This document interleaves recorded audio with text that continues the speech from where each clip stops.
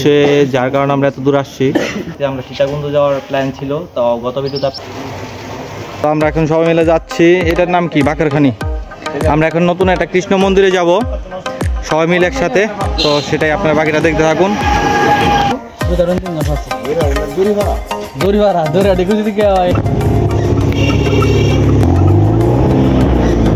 আমরা এখন সবাই মিলে যাচ্ছি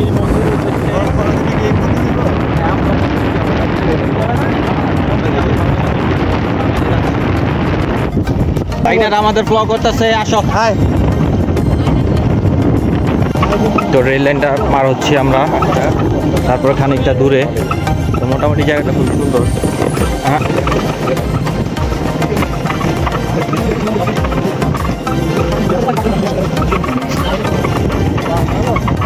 তো অবশেষে আমাদের গন্তব্যস্থানে পৌঁছে গেছি। তো আমরা কিছুক্ষণের মধ্যে মন্দিরের ভিতরে প্রবেশ করব, অবশ্যই প্রবেশ করব। ওদিকে আচ্ছা ভাগনায় চলে আসছে। হ্যাঁ, তো ভাগনা এদিকে সাইকেল নিয়ে আসে, ওদের এদিকে আসছিলাম। তো ভাগনার সাথে আসছে, এদিকে ভাই আসছে। তো আমরা রিক্সাতে করে আসছি। এটা হচ্ছে মন্দিরের বাইরের দিকটা, খুবই সুন্দর, যার কারণে আমরা অনেকটা পর জার্নি করে আসলাম মন্দিরটা দেখার জন্য।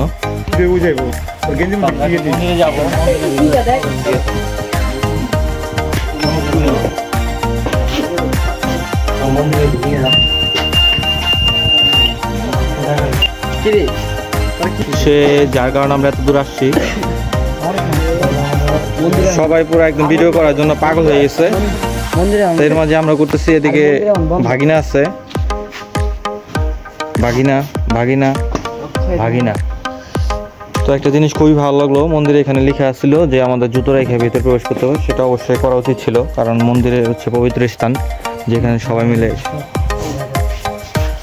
তো সবাই খালি পা হতে ভালো লাগতেছে, কারণ মন্দিরে সবসময়তে পবিত্র জায়গায় পবিত্রভাবে যাওয়াটাই বেস্ট। বড় ভাই কি কও? ওইদিকে যে রাধা কৃষ্ণের যে মন্দির, রাধা না এটা কি কৃষ্ণ ঠাকুরের মূর্তি ছিল। তো এদিক থেকে ভিতরের দিকে যাচ্ছিলাম।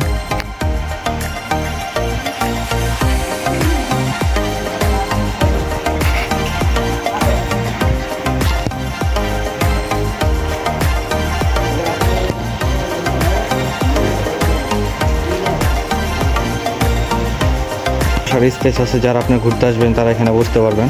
তো মন্দিরটা হচ্ছে একটা ব্যক্তিগত মন্দির নয়। তো যাই হোক, আমরা সবাই এখানে আসছি, খুব ভালো লাগলো বিষয়টা। তো ঘোরার জন্য আসছি, ঘুরতে ভালো লাগে। তো বিষয়টা হচ্ছে সবাই মিলে এখানে ছবি তুলতেছিল। তো এটাই, জায়গাটা খুব সুন্দর। আপনারা যারা আসতে চান, এই জায়গাটার নাম কি হচ্ছে বললা? অক্ষয়ধাম।